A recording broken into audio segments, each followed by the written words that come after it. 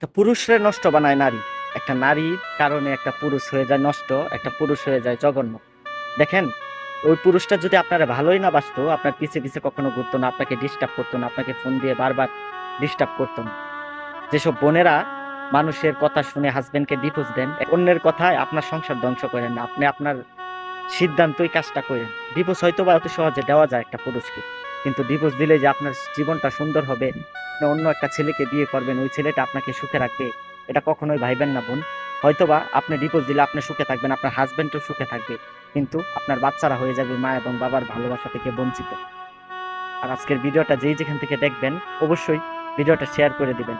গার্মেন্টসে যারা চাকরি করে, ওই যে ডিফোসি মেয়েরা আছে, ওরা ঢাকা শহরে আইসা নতুন করে একটা ছেলে ধরে, ওর সাথে কতদিন রিলেশন করে, ওকে বিয়ে করে, ওর টাকা পয়সা নিয়ে আবার ওই ছেলেটাকে ছেড়ে দেয়।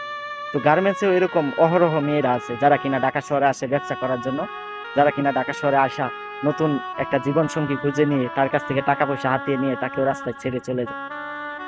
তো এই পৃথিবীতে অনেক মানুষ আছে যারা কিনা ঠকাতে ভালোবাসে, আর কিছু কিছু মানুষ ঠকে গিয়ে হয়ে যায় নেশাখোর, হয়ে যায় আহ, ছেড়ে দেয় এই দুনিয়া, হয়ে যায় খারাপ।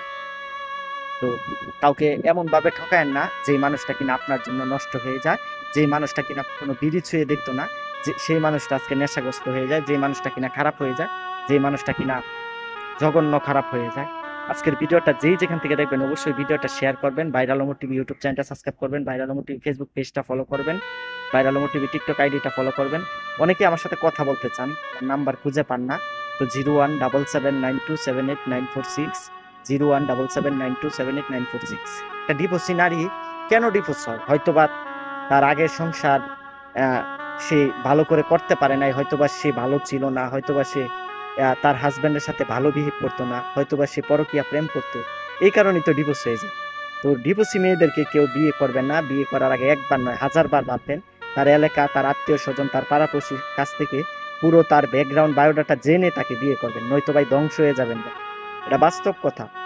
আর গার্মেন্টসে যেসব মেয়েরা ডিভোর্স হওয়ার পরে এসে চাকরি করে, ওইসব মেয়েরা এসে ঢাকা শহরে 2-3টা রিলেশন করে, 2-3টা ছেলে ধরে, তাদের কাছ থেকে মোটা অঙ্কের টাকা হাতে নেয়, তাদের সাথেও মিথ্যা অভিনয় করে। এভাবেই চলতেছে, মানে তাদের ব্যাড ব্যাড রেকর্ডটাই এরকম। তো ভিডিওটা আর বেশি লম্বা করবো না, সবাই ভালো থাকবেন, সুস্থ থাকবেন। আশা করি বুঝতে পারছেন কেন এই কথাগুলো বললাম।